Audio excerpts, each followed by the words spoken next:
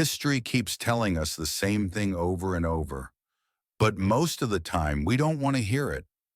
No currency stays valid forever. No government can keep its promises endlessly.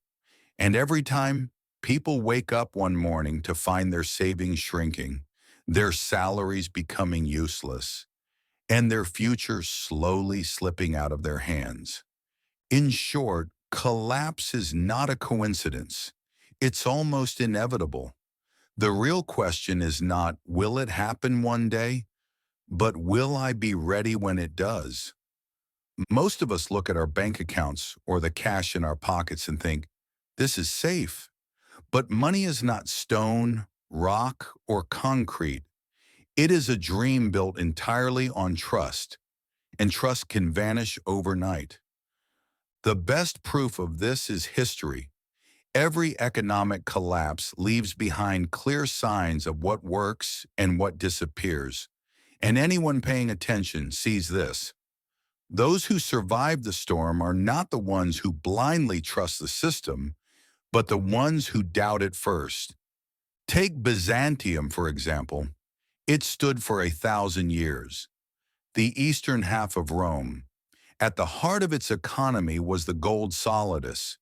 It was so trusted that it was accepted across continents. It was the closest thing the medieval world had to the dollar. But what happened?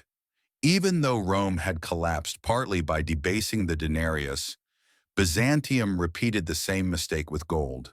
They mixed other metals into it, lowered the purity. At first, no one noticed, but eventually confidence collapsed. The solidus lost its reputation, trade was disrupted, and the very trust holding everything together quietly dissolved. Who came out on top? Not the ones holding the paper, the ones who quietly stored real gold, who owned property beyond the reach of the state.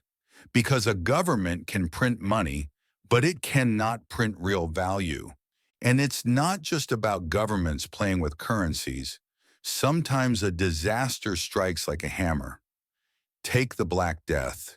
It wiped out half of Europe. Cities emptied, villages disappeared. But it had an unexpected economic effect. Those who survived became far more valuable. With fewer workers, labor suddenly commanded higher wages. Land was plentiful, workers were scarce. We saw the same thing during COVID. Supply chains broke, governments printed money, markets went wild. Those with liquidity seized opportunities. Those living paycheck to paycheck fell further behind. Throughout history, pandemics have always redistributed wealth.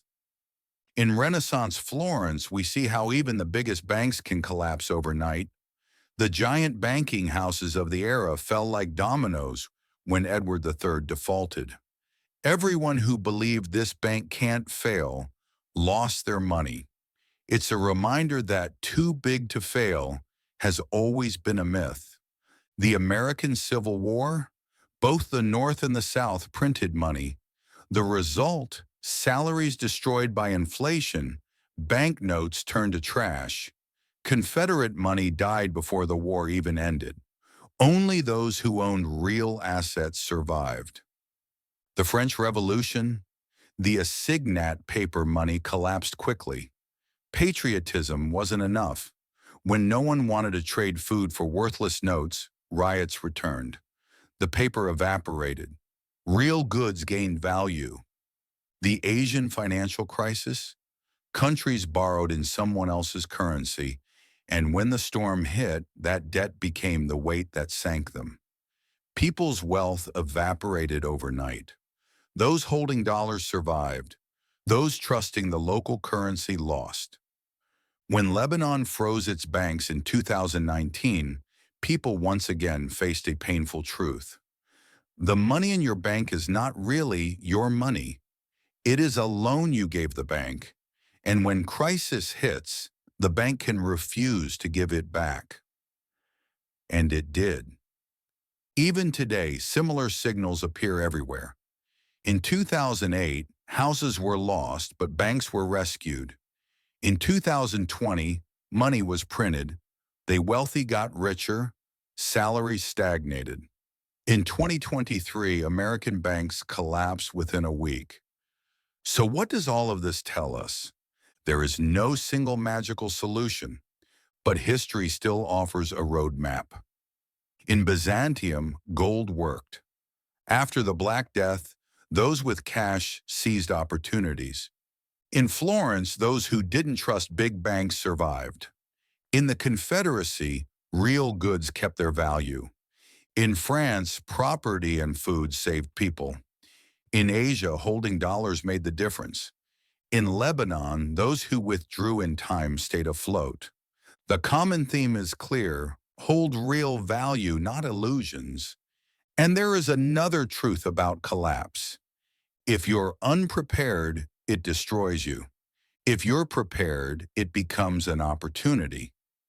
After the Black Death, peasants became landowners. After 2008, those with cash bought houses. Every crisis, no matter the details, becomes a transfer of wealth, from the unprepared to the prepared. But wealth is not only what you hold, it's what you can do. Those who produce, repair, feed, or trade survive every crisis. Because even if money loses value, needs do not. And in the end, only one question remains. When collapse comes, will you be left holding empty promises like the majority? Or will you, like the few, hold something real? History never repeats itself exactly, but it always crushes those who refuse to learn from it.